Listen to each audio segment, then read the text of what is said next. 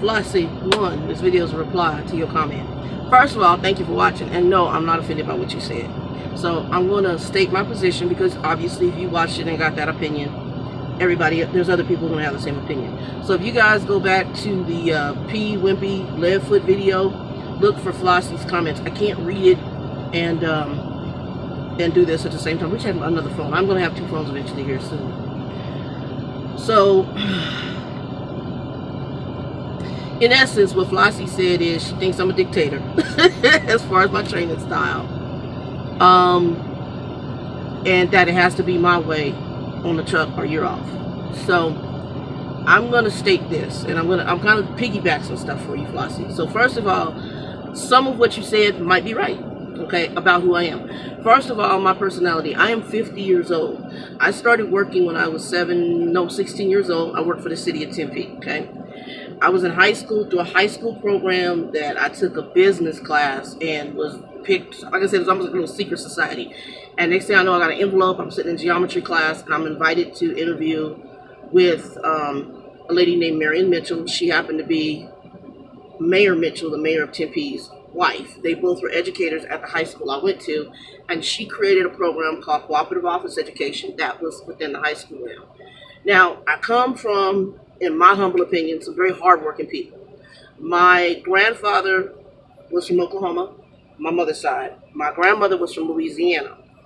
My grandfather was a sharecropper. So if you're black in America, you know basically when the slaves were released, they might have got a little bit of land, and they might have worked that land for cotton or whatever. And that's pretty much what he did, was sharecropping, up until, I guess, him and my grandmother got married and they moved to Arizona. They opened the first soul food restaurant in Arizona, okay? Entrepreneurial spirit. It's in the line on my mother's side. My grandmother became ill, and my grandfather had other businesses. So he ran nightclubs. He ran a cooler business where he installed coolers back then, because coolers were the thing, not air conditioning back in the day. And he'd take his money and buy little properties, and he'd rent them out. And so for a black family, they were quite well. He put one of the daughters through college, and was willing to put all his kids through school. Only one of the daughters went to college, and then my mother, she went, I think, to trade school and ended up working for the state of Arizona doing data entry, computer side. My uncle, he did a lot of other stuff we won't go into, but all of them, pretty much worked. My mother, even though she's special, she's a very hardworking woman. Pretty much a workaholic, and I became the same way. That was probably my other choices. I'm a workaholic. So that already tells you a little bit about my personality. My father, even though I didn't grow up with him, again, a very hard worker. He did some other stuff, but he, Vietnam vet, came out of Vietnam, grew up on a dairy farm for part of his life, hard worker. His mama was The Help, the movie The Help. She basically cleaned up after white folks, and worked cleaning white folks' homes, usually elderly people, and cleaning their houses and helping them and cooking meals and stuff like that. The Help, that's what my grandmother was. Hard-working folk, okay? So I come from a line of people with work ethic. I don't come from bullshit. I'm sorry, let's go ahead and be real and raw in this video. I don't come from bullshit. I don't come from playing games. When you go to work, you go to work. You go to get a job done. So if that is to you a dictatorial spirit, then yes, call me a dictator. When I got into all of my trainer trucks, okay, what I did, unless they were assholes, just massive assholes, and what I did is I listened. Even the chick who watched the TV, which I knew that was not right what she was doing, I didn't go turn her ass in. I just had a come to Jesus meeting with her. I'm like, look, our safety is first on this truck. I don't know if you're watching or not, but I'm not comfortable with you having that facing you and going down the road. I don't care if you listen to it, but I'm going to ask you while I'm training with you on this truck, while I'm your trainee, to not do that. I don't think you want me sitting here watching TV, going down the road, looking at the TV set, and the next thing you know, we're turned over in a ditch. This is what this presents to me. I had, to me, an adult-to-adult conversation. While I tell the video story, because to me it is kind of crazy what he was doing, I do tell it on the sarcastic side, because I am very sarcastic. So let's put on a corporate hat. Let's put on a management hat. Let's put on a training hat. I've done all of those things in the corporate arena, and I did it even in trucking. I'm also going to say this. This is a different generation of human, and it's a different time in our world today.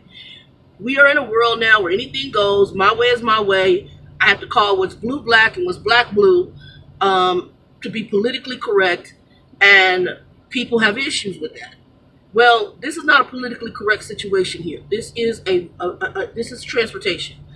My father has a saying, and I love this saying. It's very true.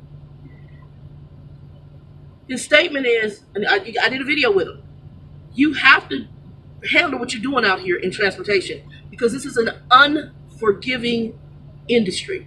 What that means is one slip up at the right time or the wrong time, and that's your ass, you're done. Whether it's a train, whether it's a plane, whether it's this truck, the sizes of what we're driving, when something bad happens in this shit, it's bad. It's bad enough to take out 30, 40 people. It's bad enough to take out a family of 5. It's bad enough to kill you and your family have to deal with whatever the repercussions of that are. You cannot do this job and be focused on bullshit. I'm sorry. Trucker Bill, the one I interviewed for Black Horse, if you look at my older videos, you see where I interviewed him. Trucker Bill told me a statement. I like sayings because they resonate with me. Okay? If they're good wisdom. And this is wisdom. He said, quote unquote, I'm keeping raw in this video. If you worried about your pussy at home, stay your ass at home. Because this is some dangerous shit out here. If you worried about your penis at home, stay your ass at home. Because this is some dangerous shit out here. In essence, what he is saying is, you have to be focused on what you are doing in this job. Am I a dictator? Call that dictatorship if you want to. I really don't care. and I'm not beating up on you. I'm laying out who I am. Okay? And I'm trying to be real with you and not be and have you understand why I'm the way I am. Okay? This is not something, and you're like, well, you know, it builds a bond. I don't have a problem. Me and Trainer Bill, my trainer that I had, my refresher trainer, we become friends. I'm friends with him and his wife. I met his mother. But I didn't get on that man's truck telling him my whole damn life story. I didn't get on that man's truck telling him about some penis and pussy at home and the fact I'm screwing some married chick. I ain't tell him all about all his drama. And I didn't sit up here and I wasn't trying to run over shit either. My focus was learning what to do. Also, I came in with 3 years experience. Now, he had 21 years experience, but I didn't come in as a know-it-all either. Enter True Vital in 60 seconds. If that man asked me to do something, I did it. As long as it wasn't anything dangerous, I didn't have a problem with it. Even with the little girl watching TV who didn't know half of what she was doing. I would just say, hey, you know, sis, we got paper rolls on the back of here and you riding on this road really hard. She kind of drove almost like this dude did. She got pulled in while I was on her truck several times for following too close. She's an extremely aggressive driver. She's dangerous. Okay? You got Netflix rolling. You're an aggressive driver. You riding up speed on people. This man, while he was on my truck with 18 years experience, almost hit a car. Going 13 miles an hour. They got it on camera. Because his pussy had got off the phone with him. His mind was in his pussy ram. I'm sorry, let's go there. Let's go there. Thinking about this chick that's married to this old man who's telling you a whole bunch of stuff. My father has a saying. She got his nose wide open. You can run a Mack truck up his nose. 2, 3 up every orifice of his body. That boy has been over for that chick. The people who I've had, the first guy was up in the front seat talking in different cartoon voices and laughing at his own shit. And I still tried to work with him. He decided to get off the truck. I didn't kick him off. I just told him, look, you can't drive me at night. I got to worry about my safety first. You can't see at night. The second chick, she basically straight up told me that this was a vacation. She get to see the sights. And that she had a local job waiting. She was going to see how this was going to go. And she was getting away from her family. She said, I can't show you, but I got text messages from this chick that I sent to the company. You're wasting my time. You're wasting the company's time. And you took them for close to $700. She took them for some money, y'all, on loans. Yes, she did. There's a whole bunch you don't know. The third chick, the Nigerian lady, that lady, we had a come to Jesus meeting. I'm sorry. This is transportation. I'm not having you F with your phone. The phone seems to be an issue in America nowadays when you're doing a damn job. My phone, when my student was on here, rarely was on my phone. Rarely. My father called, hey, yeah, dude, we're doing this. I'm going to call you back a little bit later. I would check stuff on my loads, and I would tell my student, this is what I'm doing. The reason I did that, I want them to know my focus is what I'm doing. What I have seen in the new generation or the new thought process of humans, especially a millennial group, but even in people my age, we have become so inundated with technology, we let it rule us. And then this man, between his technology to keep in touch with his girl and his mind on his chick, it was insanity. Dude was kind of stalkerish, I'll be honest. And I haven't told y'all the stories, the stuff he's told me, but I'm not here to be his effing friend. He was on this truck to do 200 hours. I'm not saying we can't be friendly. I'm not saying we can't. We talk about a movie. I can talk about general life stuff with you. But I don't want to hear. And he even said, I thought my relationship, because I had said something to him hoping he would get it. Because I had a student on here when I first started back in 2010, because they tried to talk me into training when I came back. And I was like, But I had a student in 2010 that was driving down the road trying to play video poker on his phone with his girlfriend. Or they'd be arguing and the truck would be weaving all over the road. Again, this is some dangerous shit out here. Call it a dictatorship, call it whatever you want. You will not get in this truck with my body in it and have you driving all crazy as hell on the road. He could physically drive the truck. When he was focused, he was phenomenal. With the exception, he was hammered down too fast. He didn't think about what he was driving. This last load I dropped, he drove most of it, right? The load was shifted. The load locks were laying on the damn floor because that's how hard he was jabbing the road in bumps, humps, construction zones. He was in cruise control on construction zones. We had a truck flip because this idiot was on cruise control in a construction zone. It got caught in some of the construction and flipped the damn truck. You don't do cruise control in a construction zone. You got 18 years experience and you don't know that? You can't feel the wind when it pushes your truck, whoop, and you go, oh, it wasn't anything to concern. Because his concern was, his mind was always on the chick and hammered down as fast as his truck could go. That's all he cared about. He rarely looked at the back of the truck in the mirrors. He was straight ahead. Sometimes with the elbow on the steering wheel. So dictatorship? Yeah, I have a method by which you drive this truck so that I can get home safely. You might care about your ass, but I care about mine.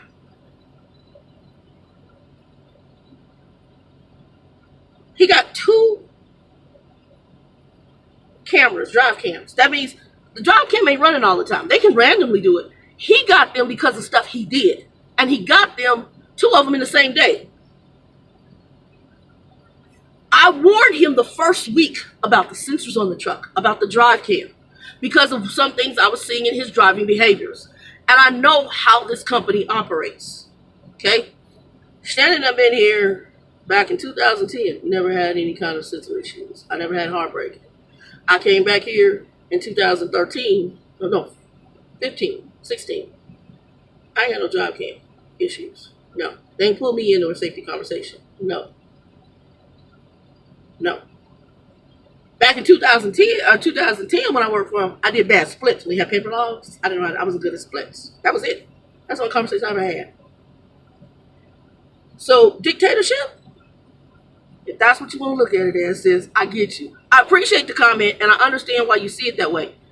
Am I, the one lady, the Nigerian said, Shannon runs a tight ship. You're damn skippy. I do. Because this is an unforgiving industry. And one wrong room will be your ass. That'll be both our asses if I don't. You know what the company said to me? Keep running your tight ship. Because you got too many loosey-goosey. Okay, cut off. You got too many loosey-goosey people that want to be buddy-buddy with these people. And in being buddy-buddy with these folks, they letting people get on this road who are dangerous. This man almost hit 2 cars in front of us at 13 miles an hour. At 13 miles an hour, you can kill somebody in this truck. Because his mind was on his pussy at home. If your mind is on your pussy at home, stay your ass at home because there's some dangerous shit out here. That is the most true philosophy I could ever hear. I'm going to put a link below to a video that I sent him because of how he was driving and because he was not focused. About a man who was going through a divorce working for night transportation. His brother did the video and it shows pictures. And when you go to that video, I want you to read if you can read the little excerpt part and read first that, then watch the video. And then come back to me, sis, Flossay 1, I think it was Flossay 1. Come back to me and then tell me what you think on how much, or maybe of an asshole you might think I am as a trainer. I don't know. A dictator, I don't know. I'm not out here to be their buddy. I'm out here to get a job done. This is work. In the corporate arena, I had seen the difference in behavior and personality, stuff that I'd never seen that I'm seeing now. And one of the reasons I probably, what I call aged out, meaning that there's so much weird shit going on, it's a different generation. I watched a young girl come in to an office environment at Aetna. We have people walking through all the time, upper management, people from other companies, coming in to analyze the operation. And this baby kicked back in her chair with her feet up on her desk. That's just in a corporate environment. You're out here driving this truck, and he's so busy, his phone was up here. If he saw her name flash, the truck started weaving. He tried, tell her I'll call her back in about 30 minutes. And then he drive like a bat out of hell to get somewhere he could park so he could talk to her. What he was beyond pussy whip. I'm just be honest. It was beyond that scope of that. He hadn't even talked to her daughter. The daughter's by the old man. And he's watching the daughter's swim meets on his cell phone. Y'all not a family. This woman's married. Why is she not divorced from this man?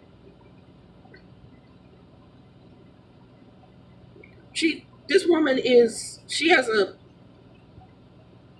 upper management school position. High, like, political school position in California.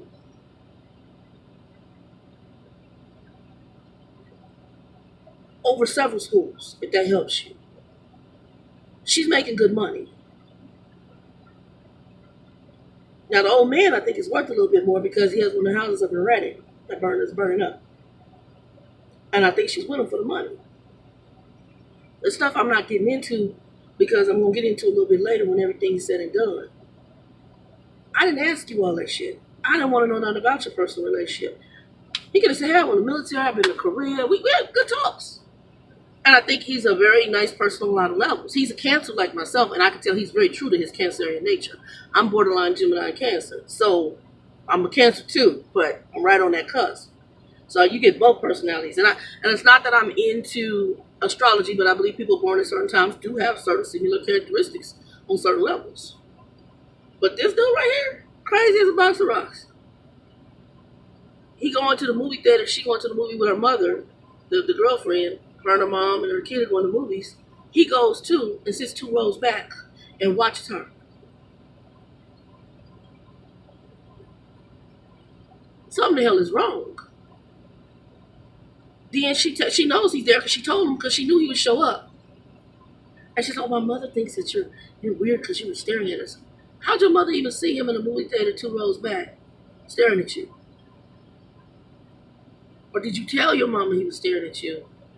And then she said that he was weird. I think old boy's being set up, but I don't know. I'm telling you, it's some made for TV stuff if you got all into. I don't want to know that. I don't want to know your personal life. I mean, there's certain things that we're going to share. And I can say, oh yeah, I grew up in Arizona, I went to high school. And we tell little stories about stuff. But this dude's stuff was really deep. It was beyond the scope of imagination. All right. I'm done with this load, but I'm waiting for them to send the dispatch.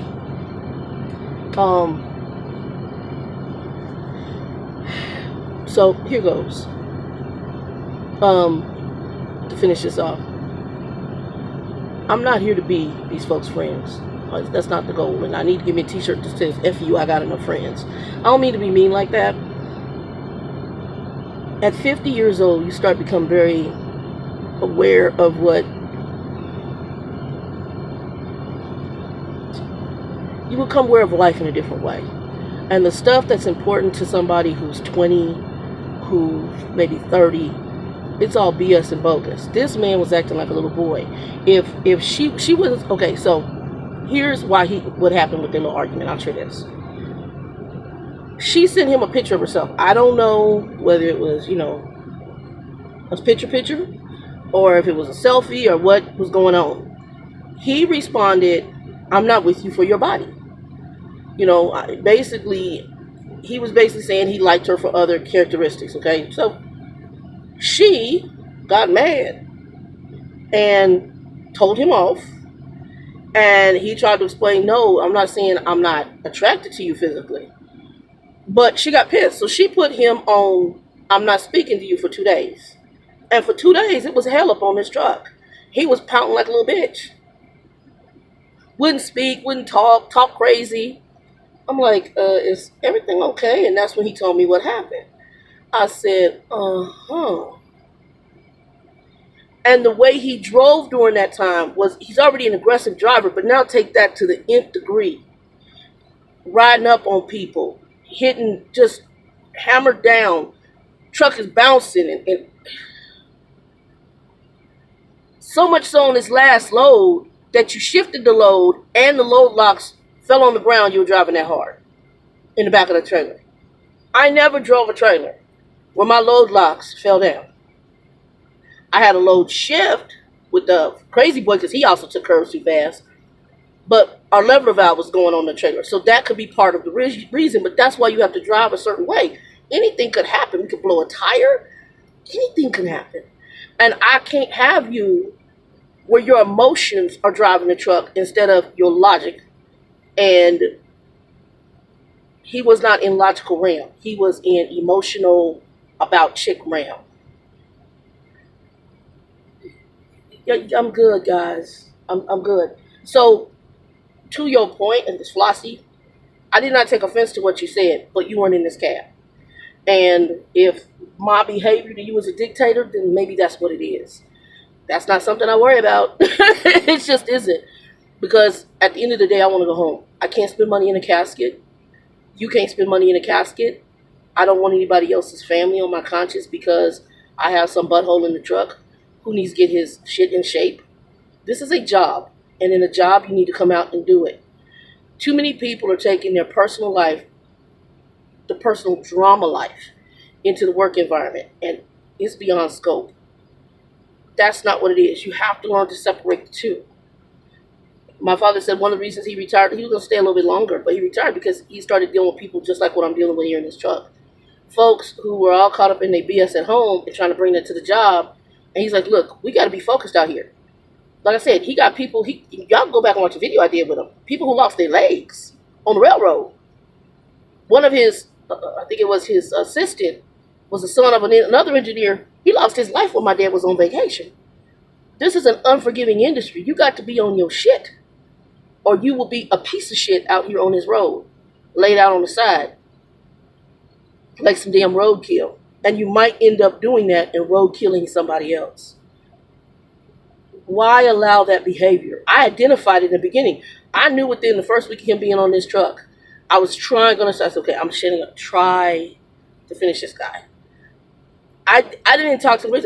I told him. How I responded to him was, the company has sensors on the truck.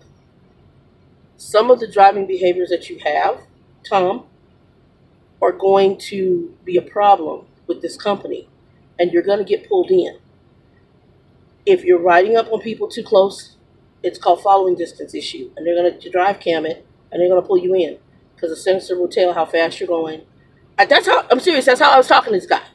It was like, Doe, you got to do it. No, I was trying to tell him to curve his behaviors based on, you want the job. And somebody put in the comments below, I was a natty dread, I can't remember if it was you. and you talked about mega carriers and what the mega carriers and medium-sized companies, I've worked for both, they have sensors all on these trucks. If you do any behavior in your driving that is dictated as being unsafe, you don't have to hit nothing, which is what I told them. I said, you don't have to hit anybody. You don't even have to have an accident. If any of your driving behaviors fall into categories that these sensors pick up and that safety has documented evidence causes accidents, you will have 2 conversations, and on the 3rd one, they will hand you your hat and tell you thank you for your time. Goodbye, you're fired. And now you have a safety termination on your driving record, which is going to hurt you from going to another company, even with the 100 and some thousand driver shortage. You can get a job, but it ain't going to be for anybody decent. It's going to be some half-ass shit for at least 6 months to a year. Okay? So I'm telling him, because he's coming in other countries, they drive crazy as hell. He probably had to drive crazy as hell. But I'm telling him, you got to watch following distance. You can't, because he was riding up on cars just like other truckers were. You got to be focused. You know, he going to a stop, rolled through the stop, wouldn't even stop. You driving with your elbow trying to eat on the, and the truck waving. So, I mean, like I told you, I was being sarcastic in the video because there was some stuff, but his focus is all on that pussy at home. I'm sorry, and I hate this is going to be a raw video. One of the best statements Trucker Bill told me was, if you worried about your penis or your pussy at home, stay your ass at home, because there's some dangerous shit out here. Meaning, when you get out here, you got to be focused on your game. Bill said, when I want to go deal with that at home, then I would make my time to go home. And that company need to work outside and go home and handle what I need to handle, and I go back out here and have my focus back on my shit again. You got to be that clinical in your thought. Otherwise, you're going to kill yourself or kill somebody else. So, Flossay, thank you, and I'm not beating up on you. I just want to let you know that's who I am, and maybe that's a dictatorship. Maybe it is my way or the highway. But knock on wood right now, my way has not had me any accidents. Preferably none will come. We drive out here, so I might have one. I'm praying I don't. But a lot of what I learned from older school drivers that I incorporate, whether it's through their philosophies, through their techniques, there's a reason I do what I do. There's a reason I read his cards as soon as when he told me he had driven and then how long. I got cousins that drive somewhat like that. I have a cousin who rolled in a what do you call them? Doubles. He rolled doubles. He rolled over in the doubles. His family had to go, my aunt and uncle had to go get him because he's in a hospital in another state. How you handle this is very critical. Safety. I had a cousin killed by his truck. How you handle yourself. He would leave door unlocked. I said, bro, because his mom would be on check to get to that phone to see if she called or text or whatever. Lock that door. We in Chicago. I said, you're a white boy. Yeah, you was in the military, but you can't beat some of these folks out here. These some hood folk. And we will get killed up in this piece over $2. Lock the damn door when you get in and out. Now that I would talk to you about and be straight up. So yeah, I tried to be as nice as I could. And like I said, I don't think he's a bad guy. I think he got some issues. But hopefully that answers your question. Hopefully that gives you some insight for those of you who might think the same way. And that's fine. If Flossay loved a comment, I gave you a love for it. Gave you a thumbs up. And so you wanted to bet with your girl that he wouldn't stay. Kind of knew that in the first week. I was going to try to deal with it, but then as it progressed worse, you know, the way he was driving, he couldn't even maintain, because it bothered him, because I drove my full 10. He trying to, first you try to bribe me with the company on a hotel stay, so you be with your girl and have the company pay for it. That's already telling me you got some issues. Secondly, then you're going to try to tell me that you want to run the days and I can drive the nights. It's trucking. You're going to drive whatever they give us in whatever section you is on the day. But he couldn't even maintain that. He had to pull over and go to sleep. And I'd rather him do that than to get us in an accident. But there was a point where I had to tell him, hey, how you doing? Because he was tired as hell, and I could tell. The truck started really slowing down. He said, I'm done. I said, yeah, I could tell. So young lady only drove like 6-7 hours. 18 years. So, you know, you be the judge, and that's fine. And maybe I'm an asshole. Okay, I'm an asshole. I'm okay with that. You're not going to kill me up in here. with dumb shit. And I don't really want to know. I'm not here to be your friend. This is a job. This is business. We need to get it done. So you can go on your way. I'll go on mine. But everybody wants to get up in here and they want to confess some shit like I'm a priest. I'm not your priest. God forgive me. That's not the role that I'm in. And even in that role, there's some stuff that you just really need to talk to Jesus about and not tell nobody. I'm just saying. And what he got going on is some highly dysfunctional shit. And like I said, I wouldn't be shocked to see him on the news bumping this man off and saying the woman, well, she told me he was abusing her, so I killed him to protect her and her daughter. And she's like, I don't know. He just started becoming stalkerish. And he's sitting in prison, and she out here doing with another dude. I'm just saying. It's some weird made-for-TV shit, y'all. Anyway, again, hope that answered questions 2 and 2. I got to get up out of here. I'm going to try to put this together real quick so it'll upload while I'm driving, and y'all can deal with that. I don't know what I'm going to name it yet. I know it's going to be like Training Dictator responds to Flossay. There you go.